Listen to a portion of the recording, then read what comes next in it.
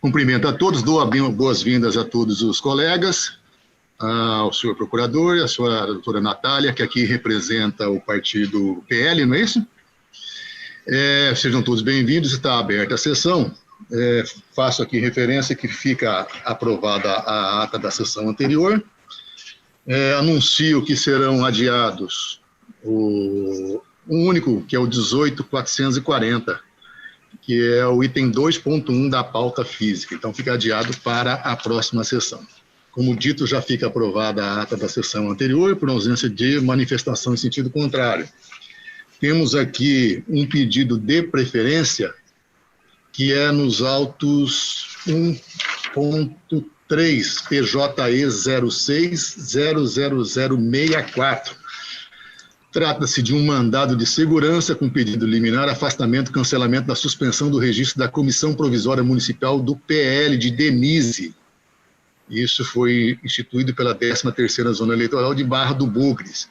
O impetrante é o PR, Partido da República, através da sua Comissão Provisória Estadual de Mato Grosso. O impetrado é o juízo da 13ª Zona Eleitoral. A relatoria é do desembargador Sebastião Barbosa Farias, a quem tenho a satisfação de passar a palavra. Obrigado, presidente. A Comissão Provisória Estadual do Partido Liberal de Mato Grosso impetra mandado de segurança com pedido de liminar em face de ato emanado do doutor juiz eleitoral da 13ª Zona Eleitoral de Mato Grosso, Barra do Bugres, consubstanciado na decisão proferida na petição de regularização de contas partidárias, número que declino aqui, que indeferiu o pedido de tutela de urgência para sustar, por hora, a penalidade de suspensão do registro do órgão de direção municipal da agremiação diante da apresentação das contas desse órgão diretivo pela impetrante e do curso do referido processo naquela instância, e também que declino aqui.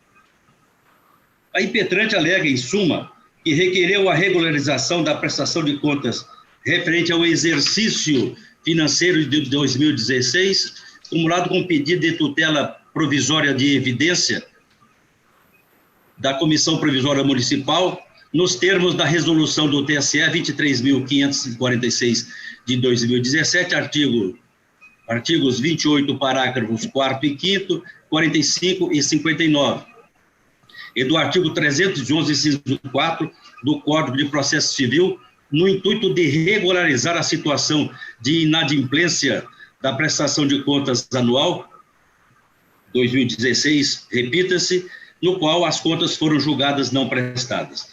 Aduz que um dos principais objetivos da petição é fazer cessar a sanção de suspensão do próprio registro da comissão provisória.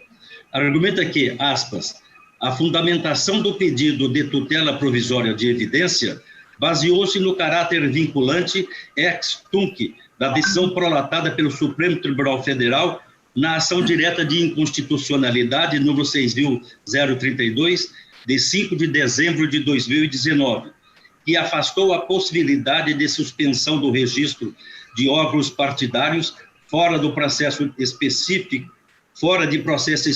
instaurado para este fim. Fecho aspas. Continuo. Todavia, a impetrante expõe que a dota autoridade coautora não concedeu a tutela pleiteada, sob o equivocado argumento de que a decisão que julgou não prestadas as contas em questão transitou julgado antes da concessão da medida liminar pelo STF. Fecho aspas. Justifica a impetração da ordem mandamental, porquanto a sanção de suspensão do registro do partido foi aplicada de maneira automática na sentença do processo no tal, e também declino aqui, sem que tenha havido processo específico instaurado para este fim.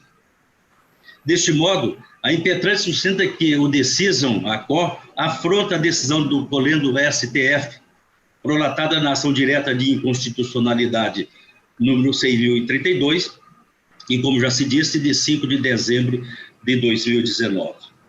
Ao final, pugna pelo conhecimento e provimento do presente writ, com a confirmação da segurança para que seja afastada, cancelada liminarmente, a suspensão do registro da Comissão Provisória Municipal do PL, de Denise, CNPJ tal que declino aqui, com a comunicação imediata da decisão à seção de registro de controle de diretórios deste egrégio Tribunal Regional Eleitoral.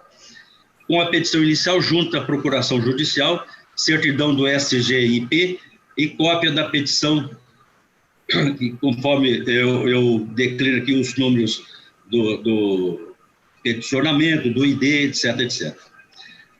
O pedido liminar vindicado foi deferido em 12 de março de 2020, determinando-se a suspensão, até final julgamento desse mandado de segurança, dos efeitos da penalidade de suspensão da anotação da Comissão Provisória Municipal, do PL de Denise.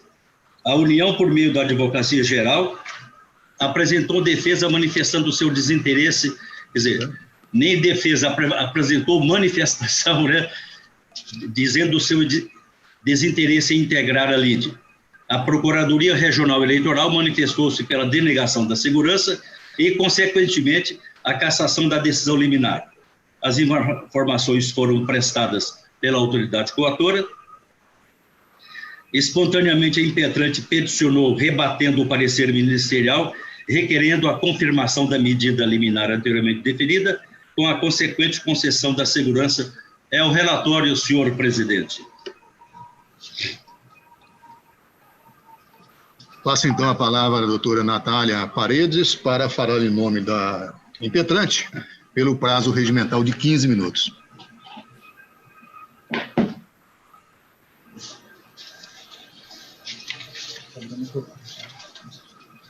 Doutora Natália, precisa abrir o seu microfone. Ela tem condições de fazer por lá? Aí. Pronto, né? Agora sim. Excelentíssimo senhor presidente, excelentíssimos senhores membros, excelentíssimo digno desembargador relator, excelentíssimo procurador regional eleitoral, senhores servidores, bom dia. Venho manifestar em nome do impetrante apenas duas questões bem singelas.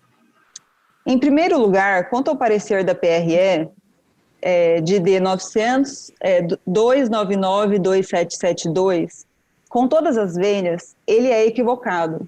Quando diz que a ação cabível contra a decisão de primeiro grau era ação rescisória.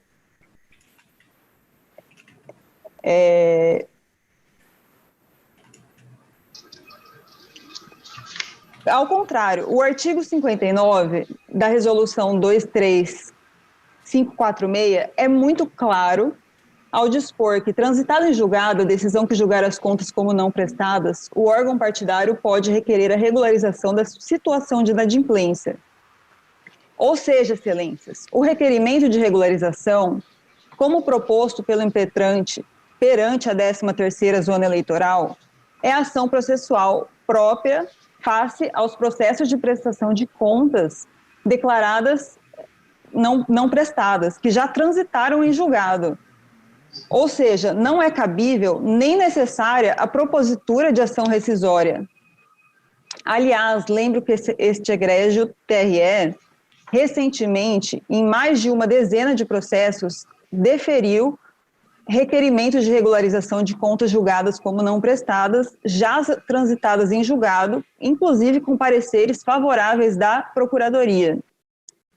Em segundo lugar, apenas para rememorar, este egrégio TRE, por meio da resolução 2447, editada em 1º de abril de 2020, recente, decidiu suspender por 90 dias as sanções aplicadas por decisões que tenham julgado como não prestadas as contas partidárias, inclusive aquelas transitadas em julgado, o que abarca o presente processo, que foi impetrado antes daquela resolução. São essas as considerações, excelências. Então, o ora impetrante requer a confirmação da liminar com a consequente concessão definitiva da ordem. Este é o pedido, muito obrigada. Cumprimento a doutora advogada e já passo, então, ao doutor Pedro para as suas considerações. Muito bom dia, senhor presidente. Meus cumprimentos a Vossa Excelência, ao doutor desembargador Sebastião, relator, demais julgadores, doutora Natália, Bem, vou fazer aqui apenas uma breve manifestação, até porque esse assunto já foi debatido recentemente por esse tribunal, e exatamente em processo administrativo, em que foi feitas essas considerações a respeito do levantamento dessas sanções de suspensão do registro partidário em razão de contas não prestadas face ao julgamento do Supremo Tribunal Federal na ADI, então, referida pela douta advogada. De fato, o entendimento da Procuradoria, e a esse entendimento seguimos firmes, né? De fato, há um óbice intransponível quando nós temos a formação da coisa julgada material. Se é certo, por um lado, que o processo de regularização de contas tem o caráter de alterar as condições sobre as quais se assenta o comando judicial transitado em julgado, ou seja, à medida em que se apresenta um novo pedido, pode-se, inclusive, vislumbrar uma alteração de situação fática e jurídica a relativizar a coisa julgada em razão do princípio rebus sic stantibus, né? Ou seja, o comando ele segue vigente desde que mantidas as condições fáticas e jurídicas então existentes. E se é certo, por um lado, que se essa regularização tem o condão de alterá-la, inclusive em caso de eventual deferimento, poder, de fato, realizar esse levantamento, por outro,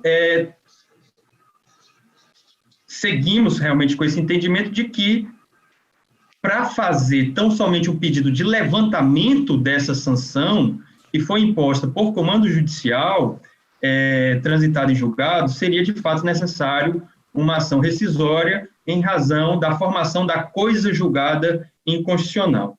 De todo modo, importa salientar que, no processo administrativo número 0600151, esse tribunal teve entendimento, de certa forma, distinto, em que administrativamente, na verdade, converteu um pedido de um órgão partidário para editar resolução determinando a suspensão dessas sanções pelo prazo de 90 dias.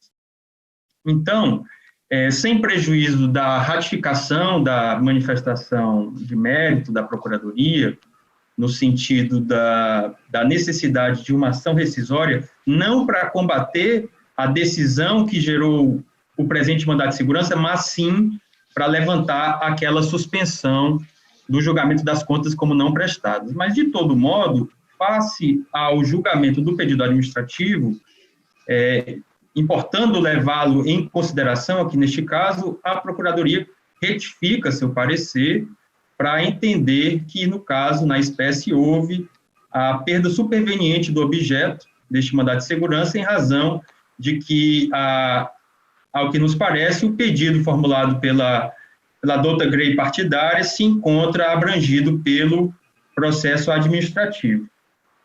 Então, sem prejuízo, inclusive, de que o objetivo, ora perseguido pela agremiação partidária, tenha sido atingido no âmbito do processo administrativo, mas aqui, em sede de mandado de segurança, haveria realmente essa perda superveniente do objeto. Então, feitas essas considerações, senhor presidente, agradeço a oportunidade. Muito obrigado.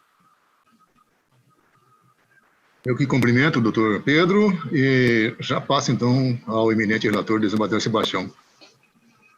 A questão da perda superveniente de objeto, eu não estou considerando, eu estou julgando pelo mérito. Eu digo aqui que aquela manifestação espontânea da agremiação, eu não aprecio, porque não tem como fazê-lo. Com relação ao mérito, eu também vou ao ponto com relação à resolução que nós enfrentamos esses dias, e foi instituída a resolução 24247, vou deixar de fazer a leitura, eu estou concedendo a segurança para determinar a sustação dos efeitos da penalidade de suspensão. É como voto. Como vota o doutor Sebastião Monteiro? Senhor presidente, acompanho o relator. Doutor Fábio Henrique. O relator, presidente. Doutor Bruno. Senhor presidente, em relação à ausência à perda superveniente do objeto, eu ressalto que aquela decisão administrativa, pelo que eu me recordo, ela tem efeitos por 90 dias, de modo que não há perda superveniente em relação ao impetrante, porque ele judicializou a questão, e esta decisão aqui, portanto, terá efeito interpartes em relação ao partido impetrante, e não haverá de se esvair no prazo de 90 dias. Portanto, não me parece que seja a hipótese de ausência do interesse superveniente. Perda superveniente do objeto. E feitas essas considerações, senhor presidente, eu acompanho o do relator no que tange ao mérito do pedido. Doutor Jackson. Só pegando o gancho do doutor Bruno, a própria decisão nossa, que a gente, no processo administrativo, ela fala o seguinte, que estendeu o entendimento para todos os diretórios municipais, estaduais, de todas as leis partidárias, para efeito de suspender por 90 dias a sanção aplicada por decisão que tenha julgado não prestada às contas partidárias, inclusive as transitadas em julgado, prazo dentro do qual deve ser apresentado aos respectivos juízes eleitorais. Ou seja, ela apresentou lá, ele indeferiu, e aí ele entrou com mandado de segurança. Então, não é, no meu entendimento, que não há perda superveniente do objeto. Com essas considerações, no mérito, eu acompanho o doutor relator para conceder a segurança. Doutor Iali. O relator, excelência. Eu também vou acompanhar o relator, mas embora fazer uma referência que a utilização de mandado de segurança contra a decisão judicial, ela tem sempre uma restrição. No caso, a questão da perda de objeto, como muito bem ressaltado, ela fica afastada diante da ausência, diante da condição de temporariedade que nós estabelecemos naquela resolução por 90 dias. O que se pretende aqui é que os efeitos, né, que suspenderam a suspensão do registro do órgão partidário se protraia, né? Ou seja, não apenas por 90 dias, é que ela deixe de existir em razão da decisão tomada pelo STF. Então, não há perda de objeto. Eu digo que há uma restrição da utilização de mandado de segurança contra a decisão judicial. Porém, eu vou relativizar também a situação, porque nós não teríamos, eu não vejo em tese qual instrumento, qual recurso cabível, que poderia se pensar numa ação rescisória, mas a ação rescisória me parece que a utilização dentro da justiça eleitoral, ela tem uma certa restrição. Ela não pode ser manejada contra qualquer decisão que tenha trânsito em julgado, como nós normalmente temos aí na esfera civil. Daí porque, levando em consideração a envergadura desse problema que certamente nós teremos aí que enfrentar no futuro, até porque eu sei que aqueles 90 dias que estabelecemos ainda assim não serão suficientes para que os partidos políticos possam fazer sua correção dessas ausências de prestação de contas que acabaram desaguando na suspensão do registro. Eu vou aqui também relativizar, pedindo vênio aqui ao entendimento do doutor Pedro, mas eu também vou relativizar para aceitar o mandado de segurança em função de que a decisão judicial tomada na ADI pelo STF, ela é autoexecutável. É uma realidade que nós não temos como fugir. Nós vamos ter que realmente achar mecanismo aí para isentar a todos os partidos e órgãos regionais, porque não for assim, nós praticamente inviabilizaremos qualquer realização de eleição, principalmente essa eleição municipal. Se nós suspendermos todos os partidos, nós vamos ter um problema seríssimo. Como é que nós vamos realizar eleições sem os partidos? Porque a maioria, em grande escala, do número de partidos, encontra com essa situação. Eu lamento profundamente que os partidos não consigam se profissionalizar, não consigam entender a necessidade de constituir uma estrutura contábil, de assessoria suficiente para poder dar conta a essas prestações de contas, que é uma obrigação imposta por lei, mas que ainda assim insistem em descumprir, mas que, infelizmente ou felizmente, acabam sendo, de certa maneira, relativizadas por decisões do STF e que nos cabe agora cumprir. Ainda que de forma não muito correta, eu penso que o mandado de segurança aqui é o caminho único e mais viável para poder corrigir essa situação que está acontecendo aí no âmbito de todos os diretórios partidários do nosso Estado. De forma que, com essas brevíssimas considerações, eu também acompanho o doutor relator. Senhor presidente. Excelência. Senhor presidente. Eu gostaria de fazer... Só um pouquinho. Só o doutor senador fala como relator e ela em seguida. Pois não. Certo.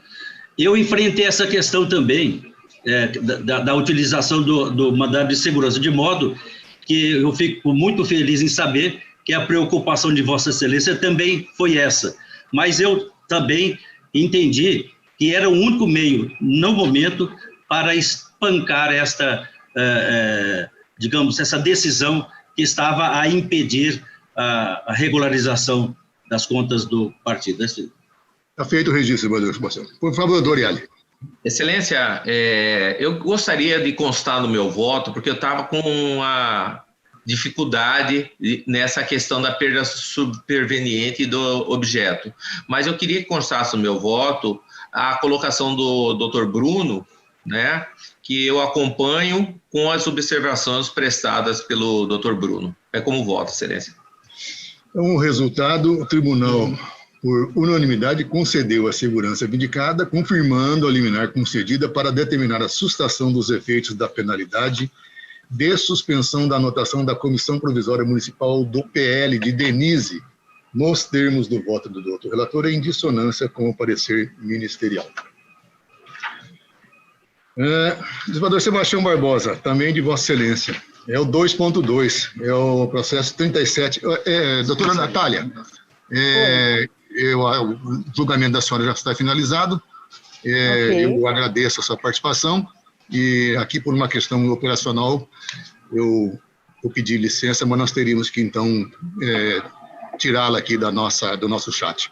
Eu agradeço a participação da senhora. Tenha um bom dia. Obrigada, bom dia, bom trabalho a todos. Obrigado. Desembargador Sebastião, como dito, 2.2 é o 3762, é uma ação penal num recurso criminal, crimes eleitorais, crimes contra a propaganda eleitoral, difamação na propaganda eleitoral, eleições de 2016, 19ª Zona Eleitoral, Tangará da Serra. Recorrente, Ledi Figueiredo Bride. Recorrido, Ministério Público Eleitoral. Vossa Excelência, desembargador Sebastião, o relator está com a palavra.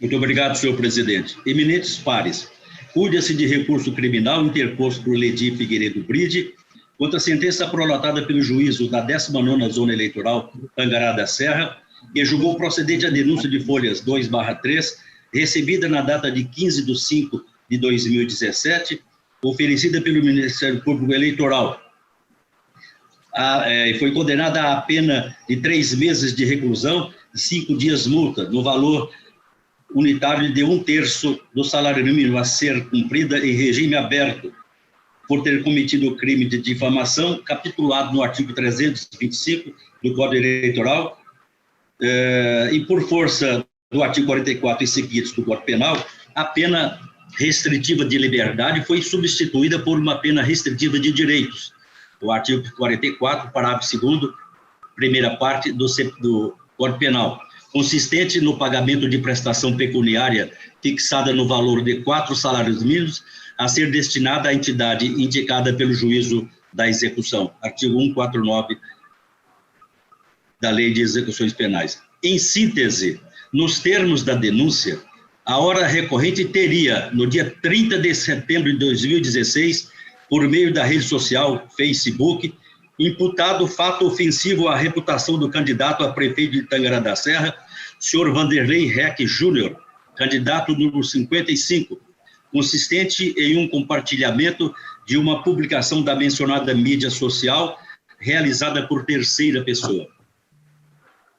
Em suas razões recursais, a recorrente alega em sede de preliminar a sua ilegitimidade passiva, sob argumento de que não teria sido autora do texto difamatório publicado no Facebook, que não publicou a notícia descrita da denúncia, mas que apenas compartilhou a postagem, não tendo dolo específico de cometer o delito.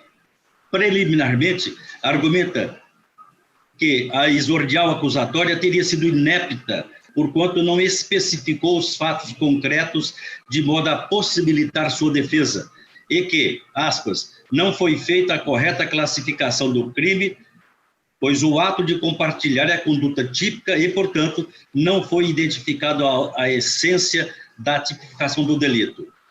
Fecho aspas e coloquei em entre parênteses SIC. No mérito, aduz que o mero compartilhamento de texto publicado por terceiro seria conduta atípica em razão de ausência de dolo específico e que não existiria responsabilização penal para o ato de curtir e compartilhar uma publicação. Por fim, sustenta a liberdade de expressão, mencionando que a expressão, entre aspas, devedor contumaz, utilizada pelo autor original da publicação, não pode ser vista, no caso, como ofensa à honra, não tendo intenção difamatória, pois esse termo traduz, pelas ações executivas a que o candidato responde, eu vou repetir, pois esse termo traduz pelas ações executivas a que o candidato responde e que no momento em que um candidato se propõe a concorrer a um cargo eletivo, estará sujeito às críticas do eleitorado. Forte nessas razões, a recorrente pugna pelo provimento do recurso eleitoral, a fim de que seja reformada a sentença combatida, absolvendo-a quanto ao fato delituoso que lhe for atribuído na prefacial acusatória. Nas contrarrazões encartadas às folhas 291/299, o Ministério Público Eleitoral, atuante na instância de origem, pugnou pelo desprovimento do recurso e consequente manutenção do deciso vergastado. Adota a Procuradoria Regional Eleitoral, por meio do parecer acostado às folhas 306/309, opina pelo desprovimento do recurso, mantendo a sentença in totum. É o relatório.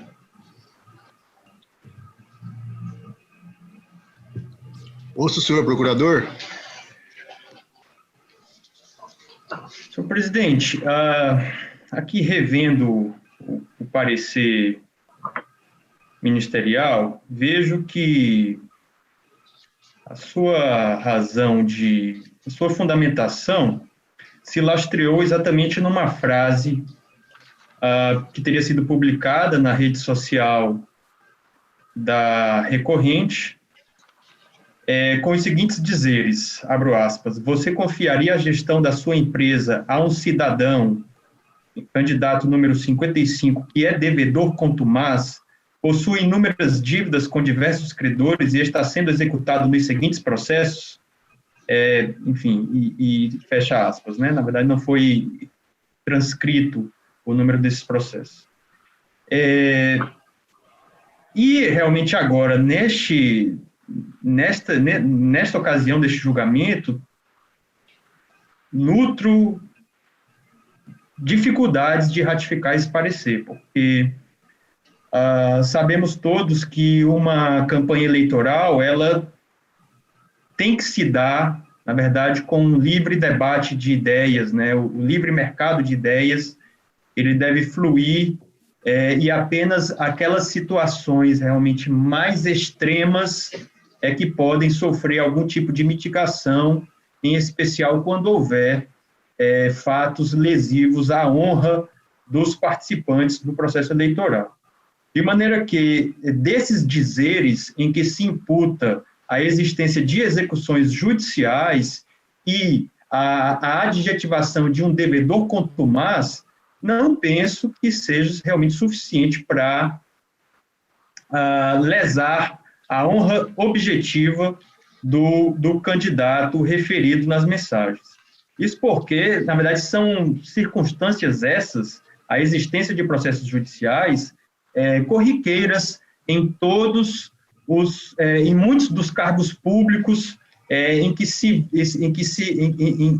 cujo exercício se entrará tanto, muitas vezes, os doutos julgadores aqui desta corte sabem, aqueles que participam pela lista da OAB, que é preciso apresentar essa relação de processos, ou seja, são informações que são públicas, que são de interesse para a aferição da reputação ilibada, ou seja, são fatos que devem, sim, ser sempre colocados no livre debate das ideias de uma campanha eleitoral. Então, por essas considerações, senhor presidente, subsistindo dúvida razoável que permita manter a condenação de piso, nesta oportunidade, com essas considerações, eu retifico o parecer ministerial para que seja dado provimento ao recurso. Eis o parecer, senhor presidente. Muito obrigado. Muito bem, doutor Predo, eu agradeço a participação e retorno a palavra ao relator, desembargador Sebastião Barbosa. Senhor presidente, eminentes pares, baseado no parecer anterior, eu elaborei um voto bastante, em termos de lauda, substancioso. Agora, em face desse parecer, eu prefiro acompanhar o parecer atual, porque também tenho a impressão de que essas questões devem ser resolvidas do modo como assinalado pelo Ministério Público. O voto é extenso, eu não vou ler, porque eu vou substituir por outro. Eu vou acompanhar o parecer feito oralmente pela Procuradoria Regional Eleitoral para dar provimento ao apelo. Nesse instante, o voto será apresentado em seguida.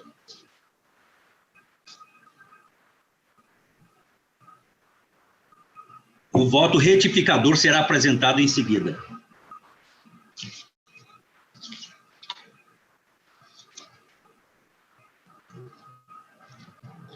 Presidente, o senhor está sem áudio. Eu? Presidente sem áudio. É o presidente. Voltou a ficar sem. Aí. Não, agora sim, retornando. Estão me ouvindo? Sim, eu estou.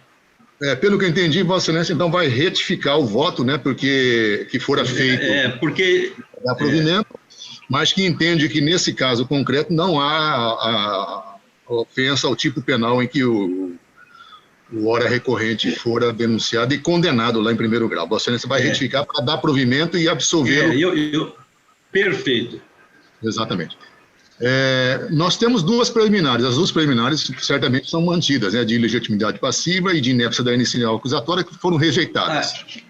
Essas foram e no voto continuaram sendo rejeitadas. Então altera mérito. Ok? Tá.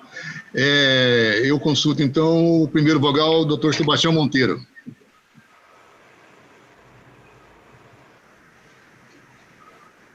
Senhor presidente, senhor relator, eu confesso que o processo físico e da leitura do relatório para preparação para a sessão, confesso que eu estava com dúvidas sobre a prática delitiva, né? É uma matéria controversa, né? A matéria em si que está sendo discutida, da difamação prevista no Código Eleitoral, ela é controversa, e os fatos que estão em julgamento, apesar do trabalho sempre muito bem confeccionado pelo desembargador Sebastião Barbosa, eu confesso que eu estava com algumas questões que mereciam para mim análise fática. Como o processo é físico, a gente não tem acesso ao processo, mas diante dessa manifestação do Ministério Público, no caso do Dr. Pedro, cabe a ele aí a condução e a persecução criminal, revendo o seu posicionamento, manifestando inclusive pela atipicidade da conduta, né? Ocorreu o fato ilícito efetivamente ocorreu. O que o doutor Pedro retificou oralmente o parecer escrito da Procuradoria Regional Eleitoral é que o fato que, em tese, está sendo imputado à recorrente, no caso, Ledi Figueiredo Bride, não se amolda ao tipo do artigo de difamação do Código Eleitoral. Bom, considerando essa nova posição do Ministério Público, eu acompanho o voto do desembargador relator, senhor presidente. É como voto. Como vota, doutor Fábio Henrique?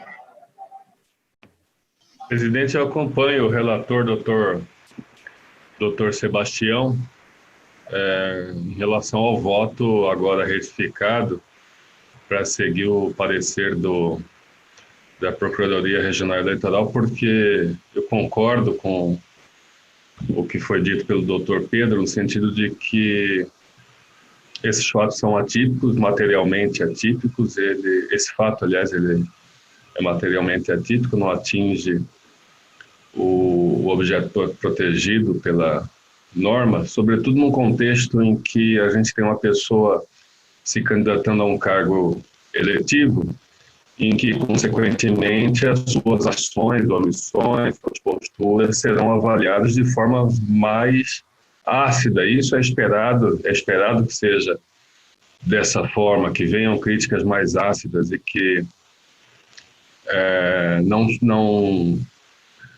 que essas pessoas não estejam sujeitas, é claro, a crimes contra a honra, mas me parece que deve existir um alargamento, uma tolerância maior em relação àquelas críticas feitas às pessoas nessa posição.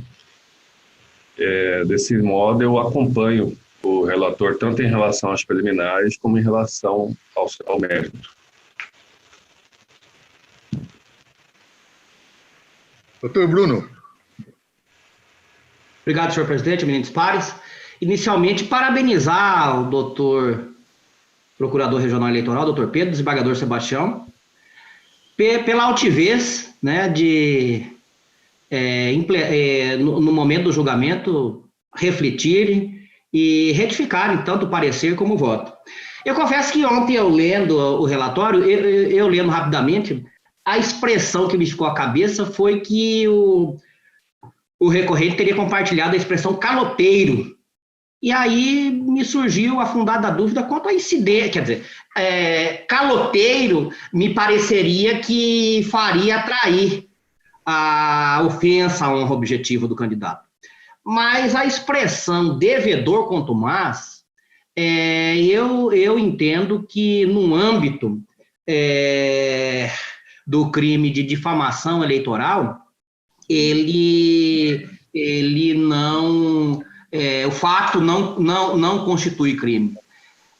Porque, como bem assentou todos que me precederam, e por último o doutor Fábio, nós estamos exatamente no âmbito de crime eleitoral, de ofensa à honra no âmbito eleitoral, e nessas hipóteses, o direito à liberdade de expressão deve prevalecer sobre eventual crítica mais ácida em relação aos candidatos. Em resumo, é direito da sociedade conhecer aquelas pessoas que se põem em busca de uma consagração nas urnas. Com essas considerações, senhor presidente, por entender que o fato não constitui crime, eu estou afastando as preliminares e, no mérito, acompanho o voto do doutor relator, o que faz para reformar a sentença e absolver o recorrente. Como voto, senhor presidente? Doutor Jackson Coutinho. Senhor presidente, com relação às preliminares, eu acompanho o doutor relator e acompanho também no mérito, deixando ressalvado que fique a lição, né? Hoje, o maior combate da justiça eleitoral, não só a justiça eleitoral, são as fake news. Hoje, a pessoa, e pelo que eu vi, a requerida e a advogada tinha conhecimento da situação, do que poderia acarretar para ela, pode ser até talvez instaurado um incidente de idoneidade na OAB. Então, que fique a lição, que antes de compartilhar qualquer situação, que verifique a idoneidade da informação, que isso pode trazer consequências muito graves para a pessoa dela, tanto o lado profissional como pessoal. Com essas considerações, eu acompanho o mente relator. Doutor Iali. Excelência, eu acompanho o relator, mas todos os eminentes pares já disseram, já complementaram.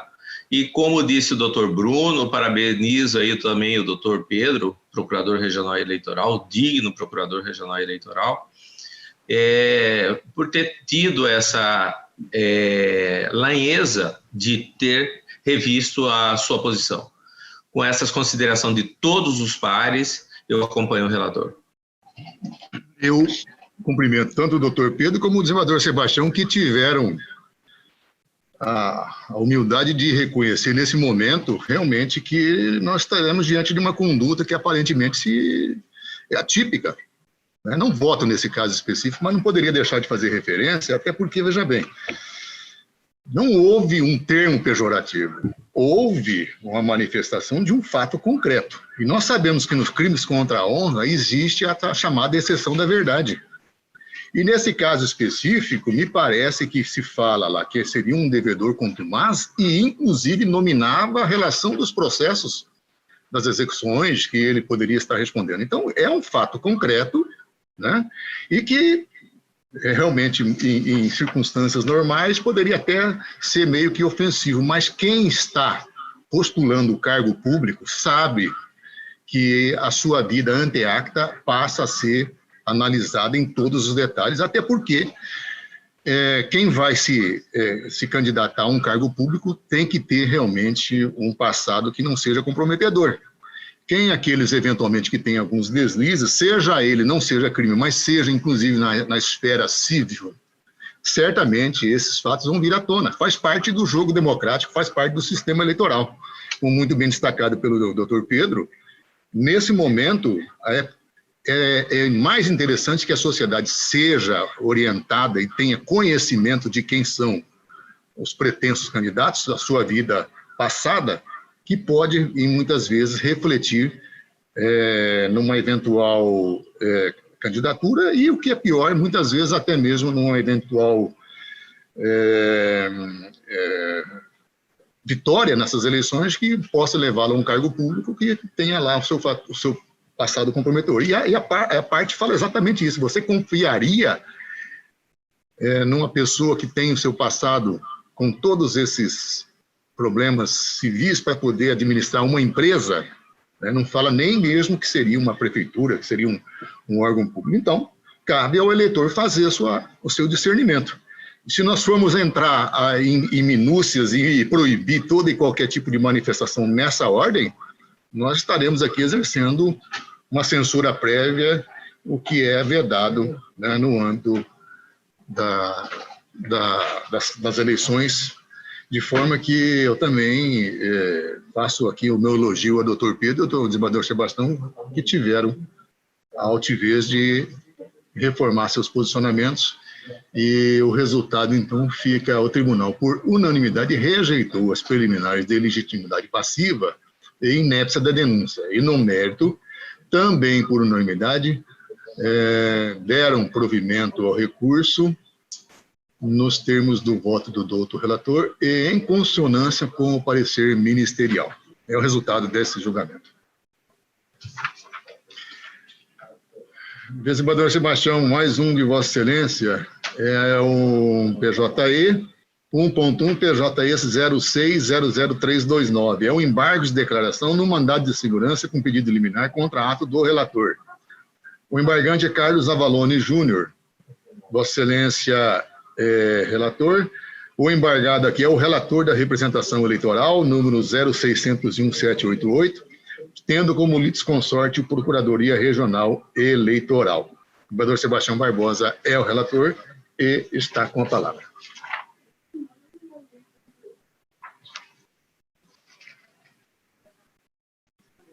Está sem som, senhor presidente. Embargador Sebastião, Vossa Excelência está sem o som. Estava. Isso. Trata-se de embargos de declaração com efeitos infringentes opostos por Carlos Avalone Júnior contra o acordo número 27703, a fim de suprimir suposta omissão no citado deciso.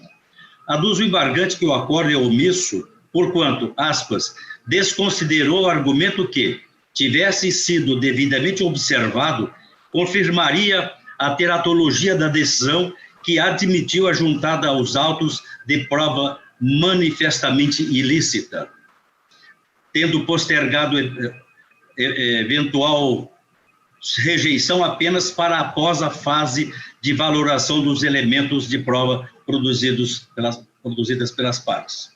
Fecho aspas. Continuo.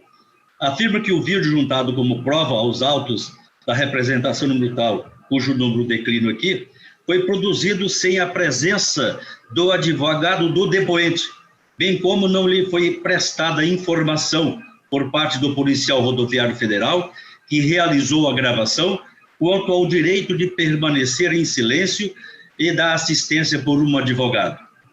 Sustenta assim que esse tribunal não ponderou acerca do julgado do Supremo Tribunal Federal que, aspas, afirmou ser expressa a ilicitude da prova obtida a partir de depoimento que, ignorando tais previsões constitucionais ilegais, é feito sob a forma de entrevista, tendo sido ainda consignado pelo STF a impossibilidade até mesmo de sua mera admissão. Fecho aspas. Continuo. Por derradeiro, reitera que a teratologia reside na admissão por parte da magistrada relatora da representação supramencionada de prova ilícita em sua origem, tendo esta Corte Eleitoral se obtido quanto ao entendimento firmado pelo Supremo Tribunal Federal. Por fim, requer a reforma do acórdão para que esse tribunal conclua pela necessidade de concessão da segurança pleiteada. Instada a se manifestar, a douta Procuradoria Regional Eleitoral opinou pela rejeição dos embargos o relatório eminentes pares. Senhor relator, nesse caso específico, eu estou verificando que a Procuradoria Regional Eleitoral figura como litisconsorte desses autos. E às vezes até por excesso de zelo, né, a gente faz isso. Então eu vou deixar de ouvir o senhor procurador, porque a manifestação dele seria no sentido, então, de contrapor, né, contraposição, até porque ele é parte nesses autos. Então, não seria a função de opinar. Ok, doutor Pedro? É o resultado positivo. Então, retorno a palavra a Vossa Excelência com essas observações. Perdoe-nos o excesso de zelo. Eminentes pares, é importante registrar que esses embargos de declaração foram postos dentro do prazo estabelecido na legislação vigente, sendo, pois, tempestivos. Conquanto não se revista de complexidade a matéria devolvida a esse sodarício por intermédio desse recurso, exige para sua escorreita cognição que se tenha em mente as hipóteses de cabimento dos embargos de declaração. Aí eu trago aqui o artigo 1022, são aqueles enumerados ali. Consoante relatado, o embargante assevera que há omissão no ponto em que o acórdão desconsidera julgamento precedente do Supremo Tribunal Federal que declarou ilícitas, portanto inadmissíveis, provas colhidas com violação à Constituição e às leis de regência. Sustenta que esse é o caso da gravação realizada pelo policial que o fizera sem advertir o depoente acerca dos seus direitos ao silêncio e de ser assistido por um advogado. Assim conclui que a juntada da mídia aos autos da representação consiste em decisão teratológica, a qual deve ser reconhecida por essa corte para que a segurança pleiteada seja concedida. Em que pese o argumento apresentado, é de se reconhecer que não assiste razão alguma ao embargante, pois a conclusão do voto condutor do acordo foi no sentido de que não seria possível, até aquele momento, concluir pela ilicitude da prova julgada, não sendo possível aferir a teratologia apontada pelo recorrente. Nesse sentido, eis alguns trechos, eu transcrevo alguns trechos do voto anterior, eu deixo de fazer leitura, mas que se refere a todas essas questões já levantadas. E é bastante extenso, eu vou passar à frente. Continua a partir desse ponto. Não há, portanto, qualquer omissão a ser reparada no decismo dessa corte. Isso porque, em diversos pontos do acordo, a matéria é tratada como visto acima. A essa altura, todos já viram, porque o voto está disponibilizado. O mero fato de a decisão não ter mencionado expressamente o julgamento realizado pelo Supremo Tribunal Federal decorre tão somente das diferentes premissas adotadas, notadamente porque esta Corte Regional entendeu que não haveriam elementos suficientes que pudessem fazer concluir pela ilegalidade da prova e consequente teratologia. Não por acaso, na fase final do voto, ficou assim declarado.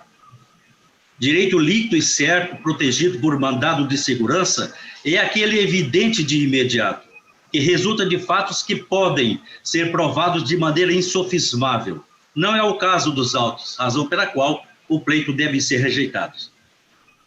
Por derradeiro, transcrevo elucidativo trecho do parecer da dota Procuradoria Regional Eleitoral, que arrematou no ID 277-972, o que leio a seguir. Nessa toada, é importante relembrar que os direitos ao silêncio e ao de não se auto-incriminar são faculdades que podem ou não ser exercidas pelo investigado, não sendo certo julgar como ilícita a prova produzida em que o investigado decide por abster-se de exercer tais direitos, ainda mais no caso dos autos, em que o entrevistado concedeu autorização para a gravação. Além disso, observa-se que o impetrante está a tutelar, em nome próprio, direito alheio, porquanto o entrevistado, Denner Antônio da Silva, o qual, repito, não figura como parte na representação eleitoral ou investigado do inquérito policial, nada reclamou sobre as alegadas violações em seus direitos constitucionais. E ainda resta pendente a oitiva na respectivação eleitoral do outro policial rodoviário federal, que certamente muito terá a falar sobre as circunstâncias dessa gravação. Este, portanto, o momento oportuno na via adequada para o irrestrito exercício do direito à ampla defesa do impetrante, que certamente bem desempenhará seu mistério.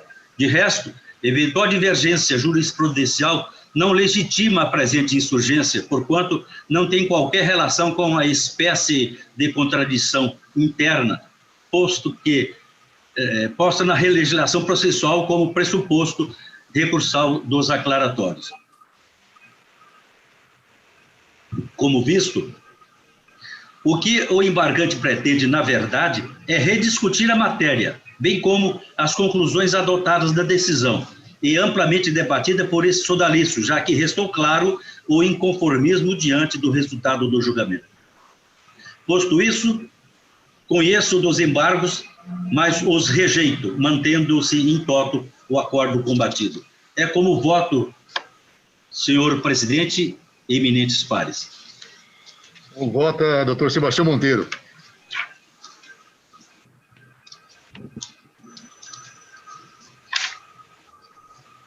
Doutor Sebastião Monteiro, como vota?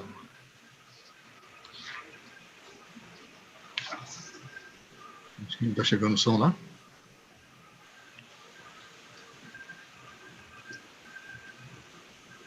Doutor Sebastião Monteiro, você está me ouvindo? Acho que ele caiu. Caiu o som, não será? Ele estava usando o fone de ouvido e agora não está mais. Caiu a conexão dele. Deve ter caído, né? Ele está congelado. Caiu a conexão, eu acabei de ligar para ele. Ele falou para esperar que caiu a conexão. Tá ouvindo, doutor Sebastião Monteiro? Está ouvindo? Não, caiu a conexão, é presente. Eu estou tentando restabelecer aqui. Está ouvindo agora, doutor Sebastião? Só está sem som. Ouvindo, senhor presidente, desculpa aí, caiu a conexão aqui, eu estou no prédio do tribunal, já restabelecemos já. Eu só, não sei como terminou já o voto? No caso, ele está negando provimento aos embargos. Eu estou rejeitando os embargos. Exatamente. Senhor presidente, esse caso do mandado de segurança, eu me recordo bem dele, é uma representação por captação ilícita de sufrágio, inclusive quem preside essa ação principal é o Dr. Fábio, e eu me recordo que foi um episódio de um suposto flagrante que ocorreu na estrada que liga Cuiabá, salvo engano, a Cáceres, onde um cabo eleitoral, um ou dois cabos eleitorais, fora flagranteado pela Polícia Rodoviária Federal, transportando, salvo engano, dinheiro em espécie e santinhos do candidato à época, hoje deputado estadual. Na oportunidade, fora feito um verdadeiro interrogatório pela autoridade policial e eles discutem essa conduta já na fase judicial da legalidade ou ilegalidade da presente prova, que está sendo, inclusive, que está ainda anexada aos autos da ação principal. Eles ajuizaram e impetraram o mandado de segurança atacando a admissibilidade da prova e, na oportunidade do julgamento do mandado de segurança, eu acompanhei o relator, o eminente relator, desembargador Sebastião Barbosa, e trouxe para a mesa, para discussão em plenário, fundamentos em que pese acompanhar o brilhante voto, a conclusão do voto do desembargador Sebastião Barbosa. Na oportunidade eu trouxe uma situação que, para mim, criava obstáculos até na admissibilidade do mandado de segurança, porque as matérias que foram ventiladas na ação constitucional não foram abordadas na ação principal pelo juiz, no caso, pela autoridade judicial competente, que vai julgar, que está conduzindo a representação e, obviamente, vai levar a julgamento essa ação principal. E como essas matérias que estão sendo trazidas, foram trazidas no mandado de segurança, não foram apreciadas pela autoridade que eu, na época, entendia competente para apreciá-las, defendi em plenário que essa suposta teratologia atacada via mandado de segurança não existia porque a autoridade competente não enfrentou essas questões. Então, não tem como se afirmar a teratologia de algo inexistente. O nada não provoca consequência jurídica. como que uma matéria que não foi levada para a autoridade competente pode ser atacada via mandado, como que uma matéria que não foi submetida ao conhecimento, no caso, hoje, do doutor Fábio, pode ser atacada via mandado de segurança como ato teratológico. Então, eu só faço esse registro porque, mais uma vez, os advogados insistem, para mim, numa missão evidentemente já fracassada e trazendo essa discussão novamente via embargos aqui para nosso reexame, como bem desenhado, rascunhado pelo eminente relator. Então, com essas considerações, eu acompanho o desembargador integralmente, o eminente relator. O voto, doutor Fábio Henrique. Presidente, eu acompanho, concordo com o voto do relator e concordo também com as ponderações do doutor Sebastião. Essa questão ela vai ser discutida no momento oportuno pelo plenário aqui desta casa, em série de preliminar, naturalmente,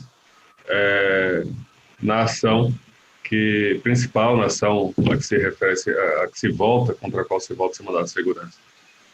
Então, portanto, com essas considerações também adicionais do doutor Sebastião, eu acompanho o relator.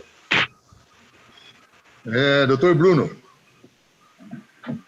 Eu não participei, salvo engano, do julgamento do mandado de segurança, senhor presidente. Eu só gostaria de fazer uma ponderação que me parece que a licitude ou ilicitude da prova, ela deve ser aferida no momento de sua admissibilidade. A valoração, ela diz respeito ao seu conteúdo e ela será feita desde que a prova seja lícita. Ocorre que, como bem anotou a autoridade impetrada, que não foi o doutor Fábio, acho que é a decisão da doutora Vanessa, ela, quando suscitaram lá a ilegalidade da prova, por violação ao direito à intimidade, etc., garantias fundamentais, ela assentou que não verificava a priori uma ilegalidade flagrante e, por isso, ela admitia e a sua validade, ou seja, uma análise, uma cognição profunda, horizontal, seria feita na fase da valoração. Então, com essas considerações, eu entendo que não houve teratologia e, no ponto, como bem destacou o desembargador Sebastião, o que eu assento consta nos fundamentos do mandado de segurança, no ponto, portanto, não há contradição, não há omissão, e também acompanha as ressalvas do doutor Sebastião e do doutor Fábio, assentando que, não havendo flagrante ilegalidade, ao menos pelo que se verifica aqui na admissão da prova, a sua valoração será feita em primeiro lugar, inclusive sobre esse aspecto da ilicitude, de forma uma cognição mais profunda, e inicialmente pelo doutor relator, e na sequência por esta corte no momento do julgamento da ação principal. Com as considerações, senhor presidente, eu acompanho o doutor relator. O Jackson Coutinho. Acompanho o relator. Doutor Iali. Excelência, eu participei do outro julgamento e eu acho que esses embargos de declaração, eles estão querendo rediscutir a matéria, né? Eu acho que, inclusive, com efeito talvez protelatório, sei lá qual motivo. E enquanto isso aqui, como foi bem dito pelo doutor Sebastião, com certeza vai ser discutido como preliminar na ação principal que está com o eminente doutor Fábio Fiorenza. Então, com essas considerações, acompanho sem dúvida nenhuma o doutor relator. Eu também acompanho o eminente relator, não há dúvida que isso aqui se trata de uma rediscussão estéril do mérito do mandado de segurança. O mandado de segurança foi apreciado em todas as suas matizes que foram apresentadas naquele momento, não há nada para ser saneado. O que se pretende aqui é uma discussão antecipada da validade de uma prova que, na verdade, ainda está lá no bojo da ação penal e que certamente terá um momento apropriado para isso. Estamos aqui buscando, de uma forma assodada, discutir algo que, na verdade, ainda não passou pelo crivo do devido processo legal, como contraditório, ampla defesa, e vai caber ao relator e, posteriormente, aos eminentes pares, quando, no julgamento, né, final da ação, aí dá a devida valoração a esse tipo de prova, se ela é válida ou não, de forma que não há nada para ser saneado nesses autos, não há nenhuma omissão, nem contradição, nem obscuridade, de forma que a rejeição é o melhor caminho. O tribunal, por unanimidade, rejeitou os embargos de declaração nos termos do voto do doutor relator. Doutor Jackson, Vossa Excelência é relator de uma prestação de contas 1.2 PJE 0601442, prestação de contas, candidato ao cargo de deputado federal, eleição 2018, requerente Sandro Barbosa da Silva. Vossa Excelência, relator, com a palavra. Trata-se de prestação de contas de Sandro Barbosa da Silva, candidato ao cargo de deputado federal nas eleições de 2018, com fulcro na resolução 23.553/2017. A CCIA emitiu relatório preliminar para a expedição de diligências, no qual apontou diversas irregularidades que sejaram a sua imediata intimação. Devidamente intimado, o candidato quedou-se inerte. A CCIA, após realizar os procedimentos e análise, em parecer conclusivo, opinou pela desaprovação das contas em apreço, além da devolução do Tesouro Nacional no valor de R$ 39.548,70, correspondentes aos gastos realizados com o Fundo Especial de Financiamento à Campanha, em razão das seguintes impropriedades e irregularidades. Item ponto 1, item 1, item 4, item 7, item 9. Irregularidades. Item 2, item 3, item 5, item 6, item 9. A douta Procuradoria opinou pela desaprovação e a devolução do valor de R$ 6.250.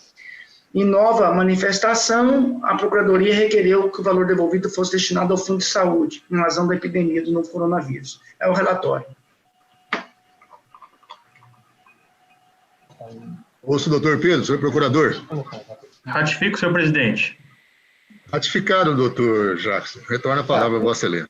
No que diz respeito a impropriedades apontadas no item ponto 1, descumprimento quanto à entrega dos relatórios financeiros de campanha no prazo estabelecido pela legislação eleitoral, bem como do item 9, gastos eleitorais realizados em data anterior à data inicial de entrega da prestação de contas, mas não informada à época, está sedimentado na jurisprudência tratar-se de mera irregularidade formal. Logo, não tem o condão de macular as contas apresentadas, sendo merecedoras de ressalvas. Em relação às demais, eu vou analisar individualmente. Item 2. Não apresentação de documentos fiscais que comprovem a regularidade dos gastos eleitorais realizados com recursos do Fundo Especial de Financiamento da Campanha.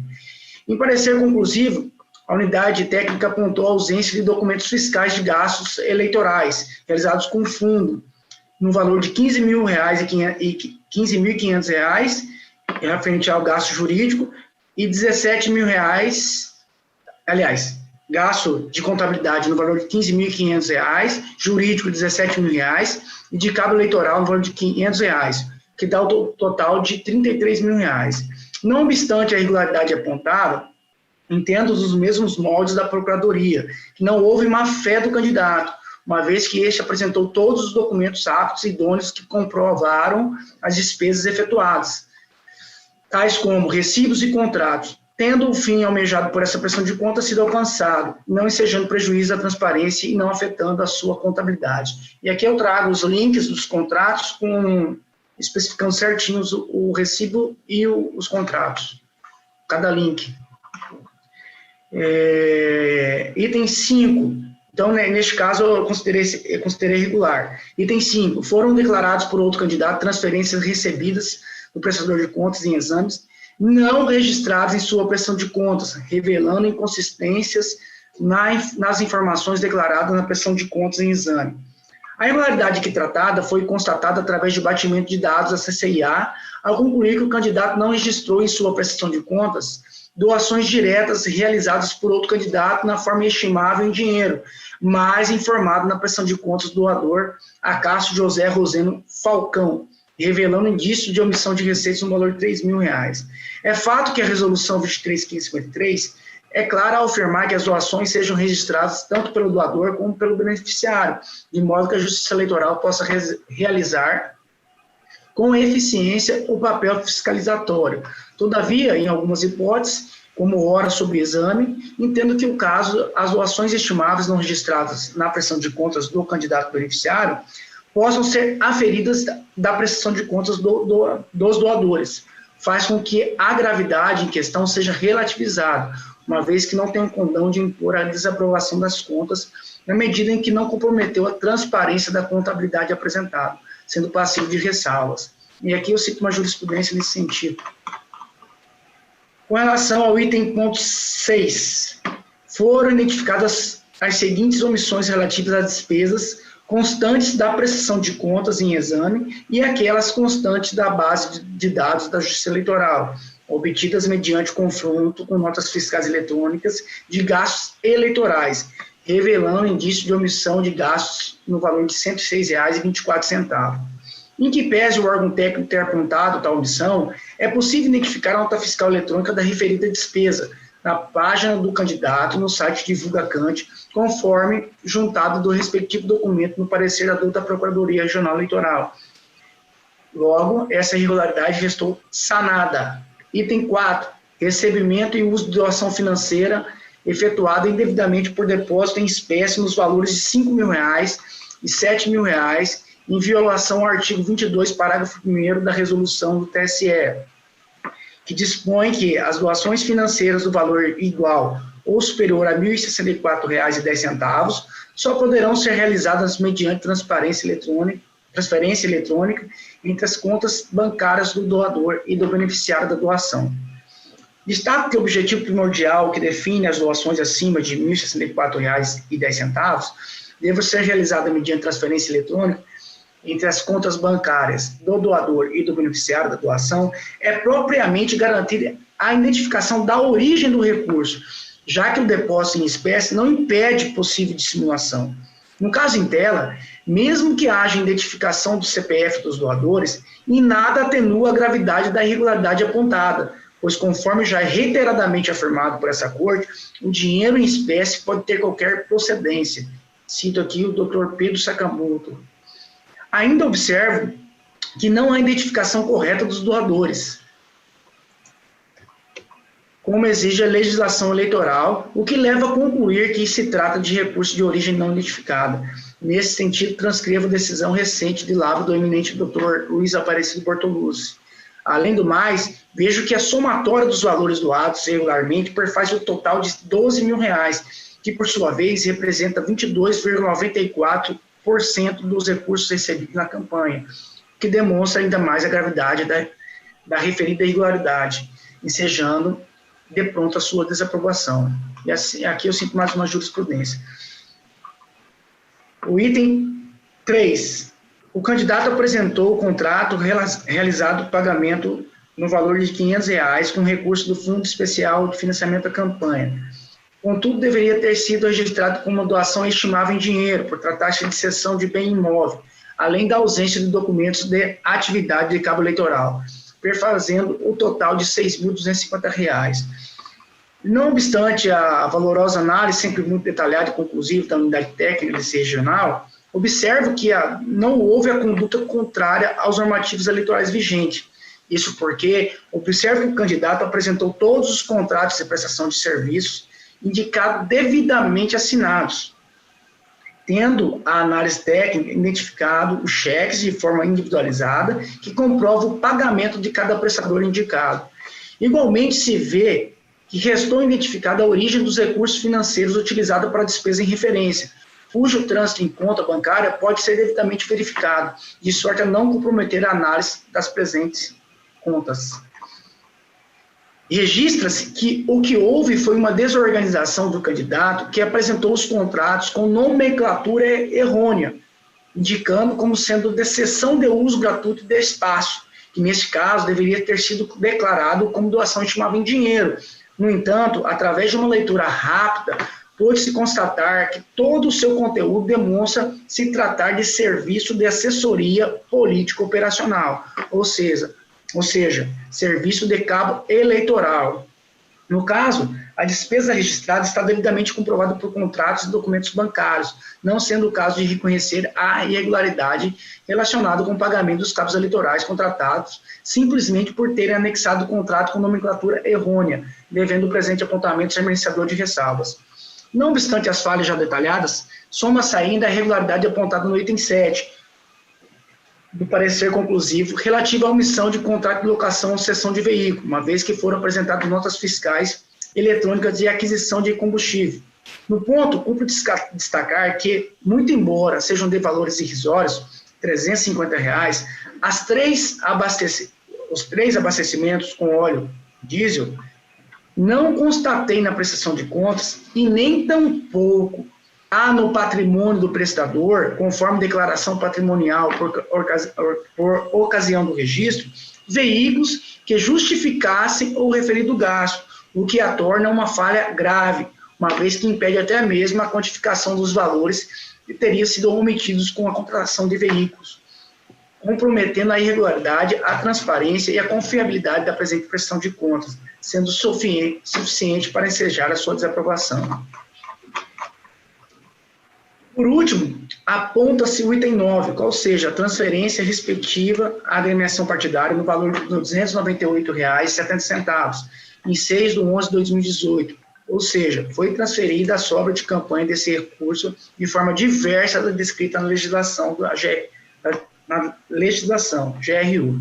Como bem pontuado pelo membro do Ministério Público, apesar do candidato ter realizado transferência após o período eleitoral, não prejudicou a análise das contas auditadas e a ausência da GRU não constitui irregularidade grave, já que foi possível identificar a transferência para a conta do órgão partidário. Ressalta-se ainda o fato de que o candidato, tendo sido devidamente intimado, não trouxe aos autos qualquer manifestação para sanar as falhas graves apontadas acima, em total descaso com a Justiça Eleitoral. Assim, a existência de irregularidades insanáveis, e não apenas formais, compromete a regularidade das contas e afasta, por consequência, a sua aprovação com base nos princípios da razoabilidade e da proporcionalidade, além de obstar a ação fiscalizatória da Justiça Eleitoral. Com relação ao postulado do membro do parquê, com relação ao Covid, nós já foi amplamente discutido, também estou indeferindo esse pedido. Com essas considerações, em parcial consonância com o parecer ministerial, julgo desaprovadas as contas de campanha do candidato Sandro Barbosa, relativas às eleições de 2018, e determino a devolução ao Tesouro Nacional no valor de R$ 12 mil, referente ao recebimento e utilização de recursos de origem não identificada, constante no item 4. Por fim, acato o pedido ministerial pela desnecessidade de ulterior remessa de cópias do processo ao Ministério Público para eventuais fins previstos no artigo 22 da Lei Complementar 6490. É como voto. O voto do doutor Iali. De acordo, excelência. Doutor Sebastião Barbosa. Com o relator. Doutor Sebastião Monteiro. Acompanho, senhor presidente. Doutor Fábio Henrique. O relator, presidente. Doutor Bruno. O relator, senhor presidente. Resultado, então, o tribunal, por unanimidade, desaprovou as contas do candidato nos termos do voto do outro relator e em parcial consonância com o parecer ministerial. Doutor Sebastião Monteiro, Vossa Excelência é relator do 1.4, PJE 0601-290. Também prestação de contas, candidato ao cargo de deputado estadual, eleição de 2018. É requerente nesses autos Cícero Antônio. Vossa Excelência, relator, está com a palavra. Obrigado, presidente. Trata-se de contas de campanha eleitoral de Cícero Antônio, candidato ao cargo de deputado estadual, Partido Republicano, eleições de 2018. Consoante certidão inserida no ID tal, não houve impugnação à prestação de contas subexame. A CCEA apontou inconsistências nas contas, o candidato juntou prestação de contas retificadora aos autos e resposta às diligências no evento ID e tal. Sobreveio o parecer conclusivo da CCEA, ponderando pela aprovação com ressalva das contas do candidato. A douta Procuradoria Regional Eleitoral opinou pela aprovação das contas, bem como pela condenação do prestador de contas no repasse da quantia de R$ 374,20 ao órgão partidário da circunscrição do pleito. É o relatório.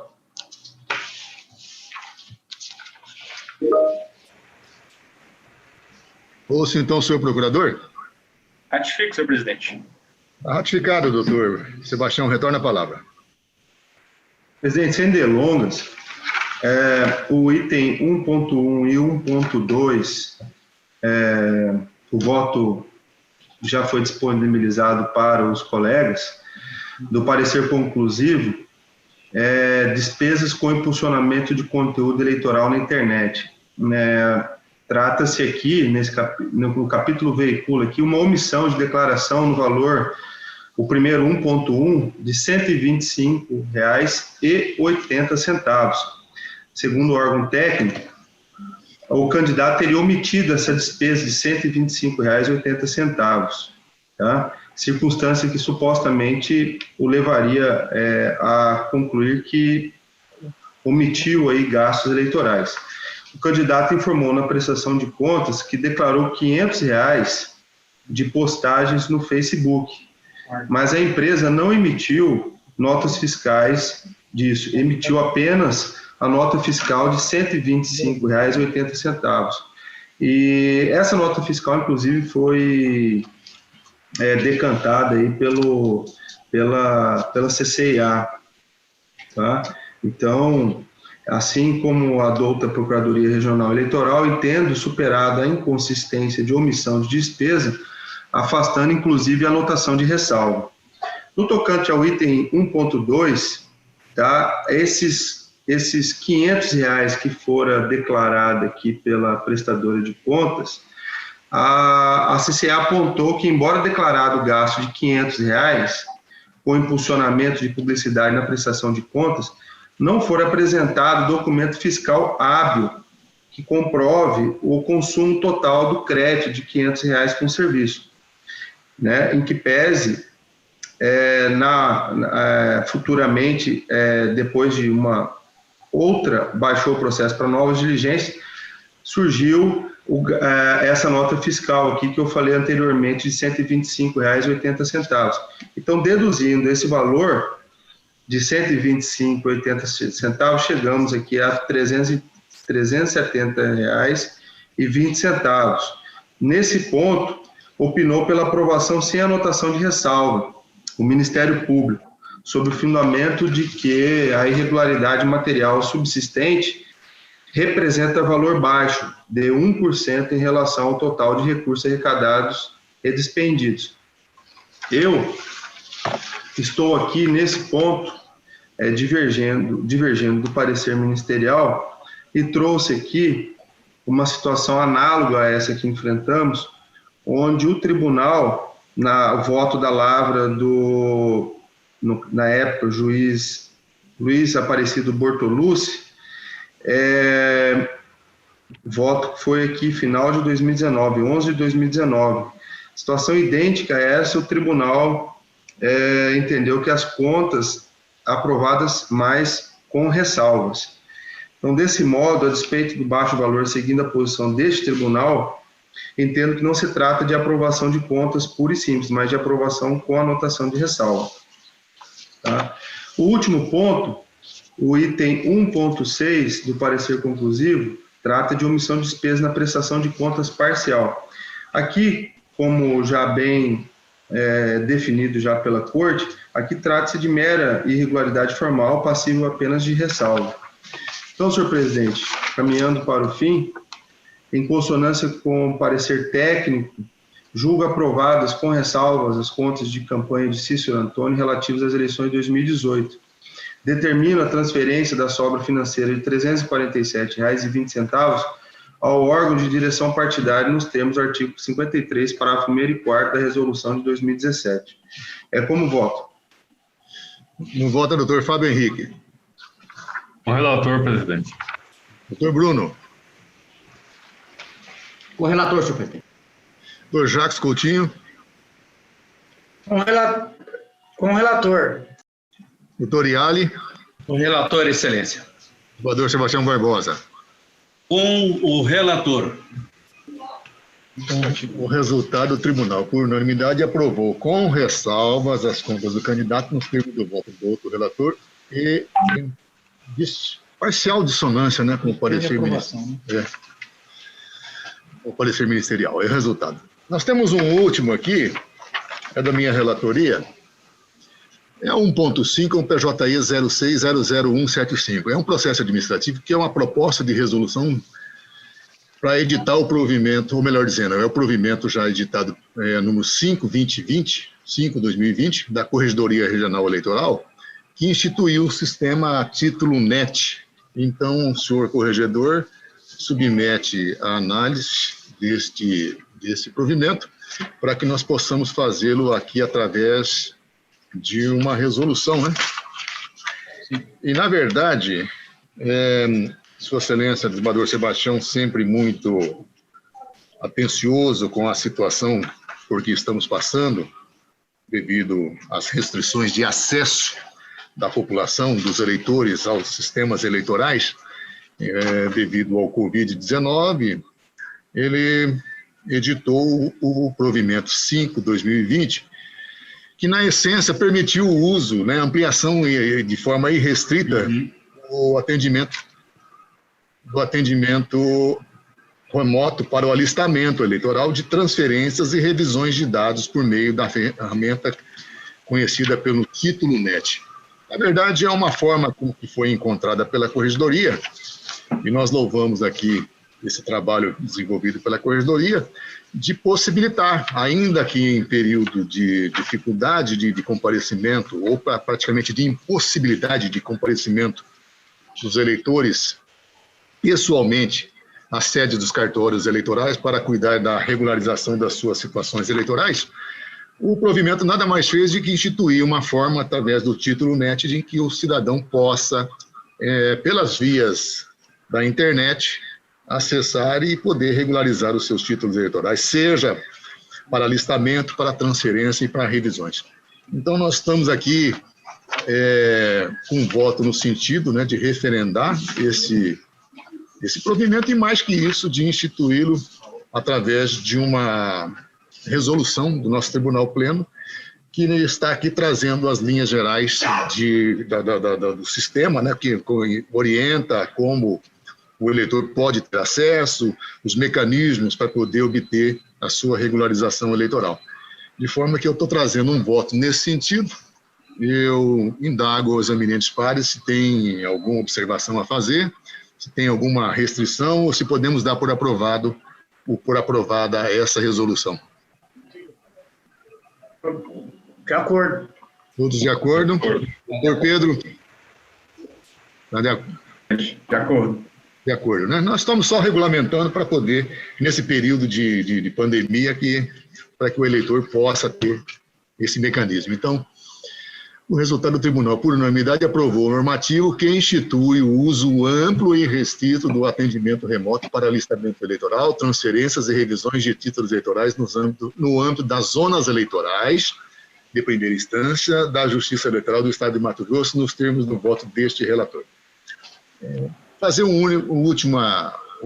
só uma observação sobre os prazos dos processos eletrônicos voltarão a ocorrer a partir do dia 4. O doutor Breno, sempre muito diligente, está aqui fazendo a observação. Nós já aprovamos uma resolução e, a próximo dia 4, agora, os prazos, né, dos PJEs passam normalmente, né? Todos já estão sabendo, mas apenas para reforço aí, para que a gente se atenha bem a esse detalhe, né?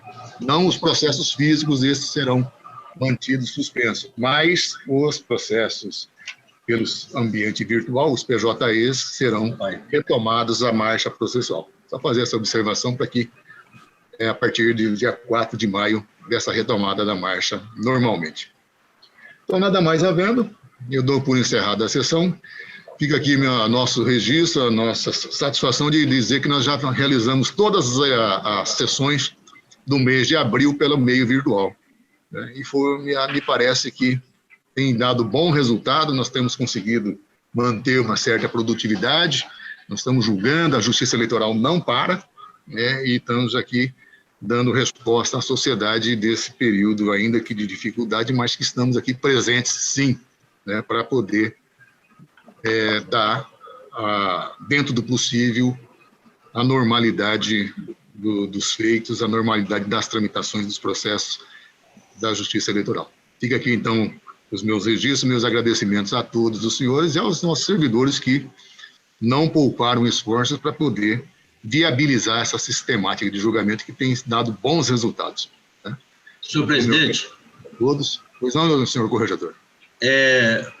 O Tribunal de Justiça também, as câmaras de direito privado, já começaram a fazer